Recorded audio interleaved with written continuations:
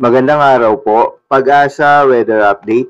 Alamin na lagay ng panahon ngayong araw ng Linggo, November 19, 2023. At latest update sa low pressure area na binabantayan sa loob ng Philippine Area of Responsibility.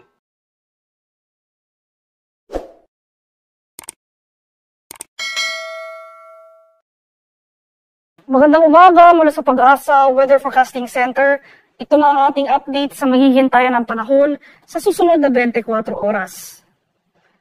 Patuloy natin minomonitor itong low pressure area sa loob ng ating Philippine Area of Responsibility.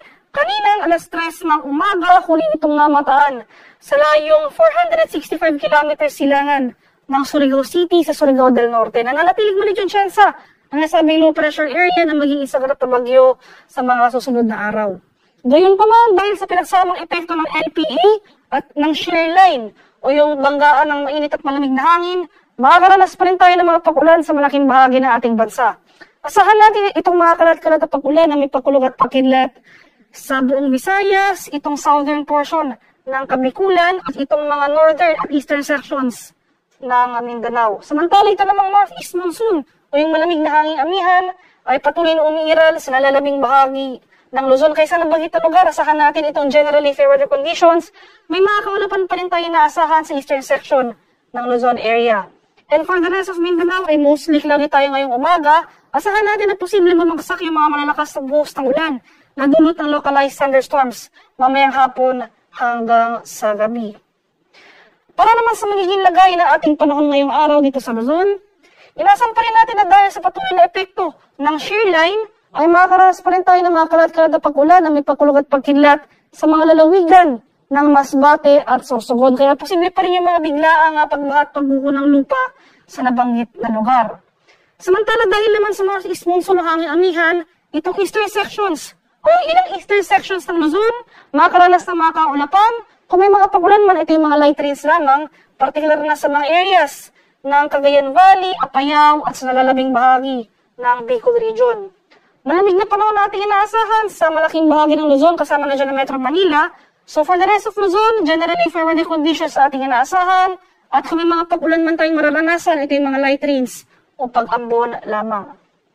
Sa bahagi naman ng Visayas at Mindanao, buong Visayas at itong northern at eastern sections ng Mindanao, particular na sa mga rehiyon ng northern Mindanao, Caraga at Davao Region, patuloy na makakaranas ng maulan na panahon dahil sa pinagsamang epekto nitong low pressure area at ng shear line. Kaya patuloy tayong maging handa at alerto sa mga banta ng biglang pagbaha at pagguho ng lupa, lalo na kung tuloy-tuloy ang pagulan na mararanasan. Ugaliin na rin mag-monitor ng mga ini-issuing heavy rainfall warnings ng ating mga Pag-asa regional centers sa ating mga lokalidad. At sa nalalabing bahagi ng Mindanao ay mas maliwalas na panahon na ating inaasahan. Asahan pa rin natin yung mga pagulan na dulot ng localized thunderstorms. Kadalasan nangyayari yan sa hapon hanggang sa gabi.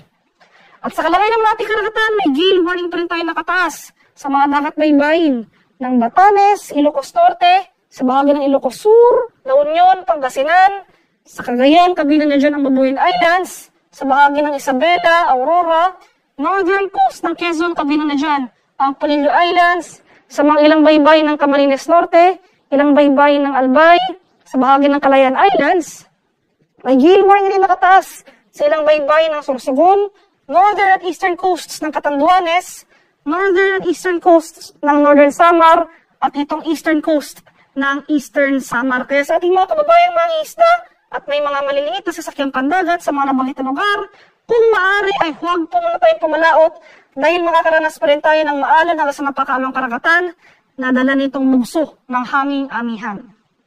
At para naman sa ating 3-day extended weather outlook sa mga piling syudad ng ating bansa, bukas, araw ng Lunes, malaking bahagi ng Luzon makakaranas ng magandang panahon. So sa mga areas ng Northern at Central Luzon, so sa mga cities ng Metro Manila at Baguio City, asahan natin yung magandang panahon, generally fair weather conditions, may mga chance pa rin ng mga isolated light rains. Sa bahagi naman ng Legazpi City and most of Bicol Region, asahan pa rin natin yung mga kaulapan, pero pag may mga pagulan man tayong mararanasan, ito yung mga pag-ambon lamang na dala ng hanging amihan. At sa malaking bahagi naman ng Visayas, itong northern at eastern sections ng Mindanao, so sa mga areas ng Metro Cebu at Metro Davao, asahan natin na magpapatuloy itong maulan na panahon na dala ng pinagsamang epekto ng shear line at nitong low pressure area. Pagsapit naman ng Martes hanggang sa Miyerkules, magpapatuloy yung panahon sa malaking bahagi ng Luzon. Generally fair weather sa bahagi ng Northern at Central Luzon. May mga kaulapan pa rin tayo mararanasan na dala ng amihan sa bahagi ng Kabikulan at magpapatuloy yung mga malalakas na tag-ulan na dala ng shear line at low pressure area sa malaking bahagi ng Visayas. Sa Mindanao naman, particular na itong Northern at Eastern sections o yung mga regions ng Mindanao, sa Metro Davao ay inasahan na natin ang unti-unting pagganda ng panahon. So generally improving weather conditions sa banggit na lugar. Maganda pa rin tayo sa mga tsansa ng localized thunderstorms pagsapit ng hapon hanggang sa gabi.